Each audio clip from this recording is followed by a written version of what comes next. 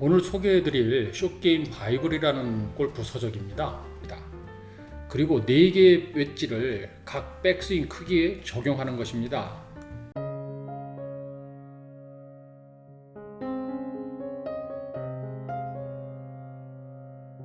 안녕하십니까. 골프는 과학이다. 골프 덕후입니다. 오늘은 100m 이내의 어프로치 샷에서 어프로치 공식을 한번 알아보도록 하겠습니다. 우리는 가끔 스윙 폼이 그렇게 훌륭하지도 않고 비거리도 그렇게 길지 않은 골퍼들과 라운딩 후에 그 사람의 스코어를 보고 놀라는 경우가 가끔 있습니다. 생각보다 점수가 많이 좋을 때죠. 보통은 구력이 좀 오래되시고 연세가 좀 있으신 분들의 그런 경우가 있습니다. 바로 이런 상황이 이해가 되지 않는 골프 교습가가 한 분 있습니다. 오늘 소개해드릴 숏게임 바이블이라는 골프 서적입니다. 먼저 저자를 소개하자면 데이브 펠치라는 교습가입니다. 나사의 엔지니어로 근무하다가 골프에 빠져서 골프 교습가의 길을 걷고 있는 사람입니다. 미국의 골프 TV에서 숏게임 쇼라는 인기 프로그램의 진행자이기도 하고요. 4개의 골프 스쿨을 운영하면서 많은 PGA 선수들을 가르치고 있죠. 그런 저자가 숏게임에 관해서 쓴 책입니다. 무려 560페이지에 달하는 두툼한 책입니다. 오늘은 이 책을 요약해서 설명을 드리고 우리가 알아야 되는 공식에 대해서 말씀드리도록 하겠습니다. 저자는 골프를 5개의 게임으로 나누었습니다. 멘탈, 파워게임, 숏게임, 퍼팅게임, 매니지먼트 게임으로 분류합니다. 여기서 파워게임은 풀스윙을 말합니다. 특별히 숏게임과 퍼팅게임을 스코어링 게임으로 분류를 하였습니다. 그만큼 점수 관리에 중요하다는 얘기겠죠. 저자는 수년간 PGA 대회를 따라다니면서 데이터를 수집하고 분석해서 숏게임의 중요성을 설명하고 있습니다. 저자의 분석에 따르면 파워게임, 즉 풀스윙에서의 에러 분포는 그림과 같고 좌측, 우측으로의 실수가 많다고 합니다. 그리고 100야드 이내의 숏게임에서는 앞뒤로의 실수가 많이 나왔다고 합니다. 거리 오차가 많다는 거죠. 그래서 저자는 PEI라는 지수를 만들어서 해석했습니다. PEI는 퍼센트 에러 인덱스라는 지수로 간단하게 설명드리면 샷의 결과를 비거리와 에러로 나눈 에러율입니다. 즉 100m 거리에서 공이 목표에서 전후 좌우 10m 벗어나면 에러율은 10%인 거죠. 보통 프로 선수들은 클럽과 관계없이 풀스윙에서는 7% 정도의 에러율을 가지더라는 분석입니다. 근데 그래프를 보시면 유독 짧은 웨지를 사용하는 숏게임에서 이 에러율이 크게 치솟는 것을 볼 수 있습니다.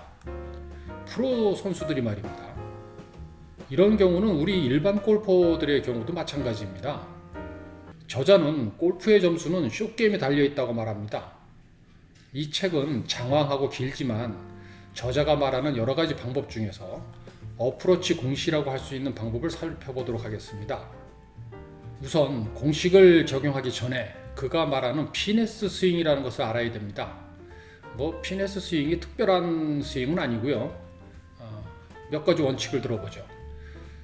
풀스윙이 아니기 때문에 엑스페터라고 하는 엉덩이 라인과 허리 라인에 꼬임이 없습니다.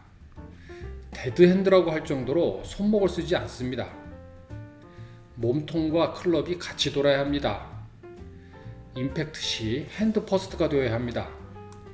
많이 듣던 얘기죠? 그렇습니다. 피네스 스윙이란 우리가 알고 있는 어프로치 스윙입니다. 다만 꼭 지켜야 할 것은 클럽이 일정하게 가속되어야 한다는 점입니다. 클럽의 백스윙 크기로 거리를 조절하기 때문입니다. 어프로치 할 때 손목 많이 쓰시는 분들은 이걸 꼭 고치셔야 합니다. 자, 그러면 어프로치 공식이 뭔지 한번 알아보겠습니다. 좀 전에 말씀드린 피네스 스윙, 어프로치 스윙을 3단계로 구분을 합니다. 그림과 같죠. 저자는 8을 기준으로 해서 7시 반, 9시, 10시 반으로 분류하였습니다. 그리고 4개의 웨지를 각 백스윙 크기에 적용하는 것입니다. 그러면 각 단계별로 스윙의 크기는 동일하게 하고 클럽만 바꿔가면서 일정한 거리가 나오도록 연습을 하면 12개의 거리가 나옵니다.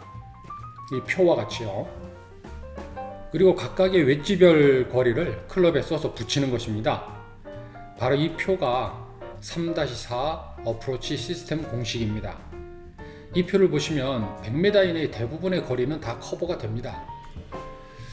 하지만 캐디백을 카트에다 싣고 페어웨이까지 들어갈 수 있는 그 미국 골프장에서는 4개의 웨지를 사용하는 시스템이 사용 가능하지만 한국에서는 캐디한테 욕을 좀 많이 먹겠죠. 저의 경우는 클럽의 위치를 기준으로 7시 반, 9시, 10시, 11시, 12시 이렇게 5단계로 나누고 3개의 웨지를 사용합니다. 즉 5-3 어프로치 시스템입니다. 이 표와 같이 스윙을 5단계로 나누었고요. 평지 기준으로 메타 단위입니다. 저는 팔의 각도가 아닌 클럽의 각도를 기준으로 하였고요. 자세히 보시면 50도 웨지는 단계별로 15의 배수로 증가합니다. 56도는 10m씩 증가하고요. 60도는 8m씩 증가합니다. 이 괄호 안의 숫자는 캐리 거리입니다. 캐리 거리도 중요합니다.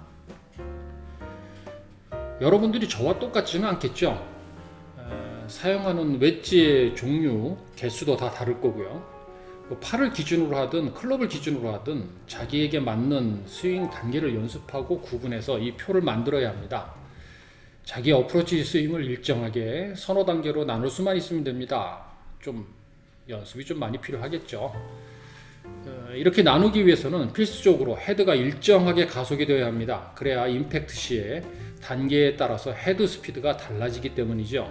절대로 감속을 하거나 손목을 쓰거나 속도가 급변하는 손장난을 하면 안 됩니다.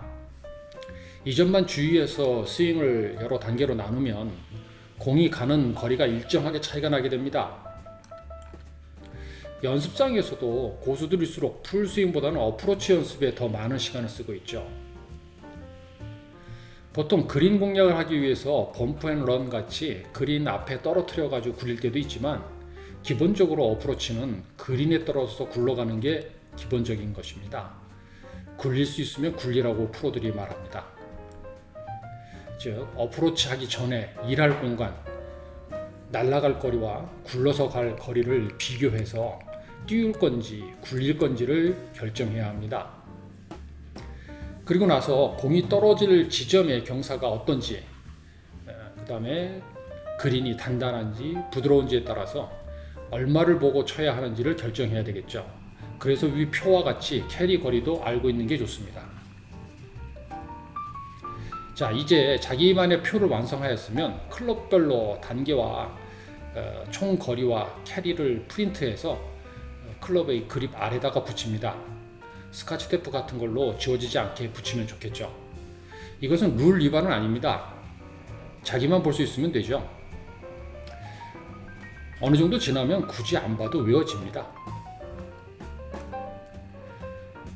저자가 나눈 공식은 저하고는 조금 다릅니다. 저는 저만의 공식을 만든 것이죠.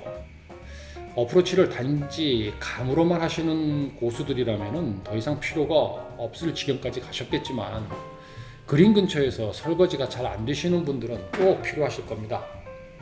저 역시도 초보 시절에 어프로치 기준을 무엇으로 해야 할지 고민할 때가 있었습니다. 이 책을 읽고 그 기준을 잡는 데 도움이 많이 되었고요. 여러분들도 자기만의 공식을 만들어서 성골하시기 바랍니다. 여기까지 골프에 빠진 남자 골프 덕후였습니다. 감사합니다.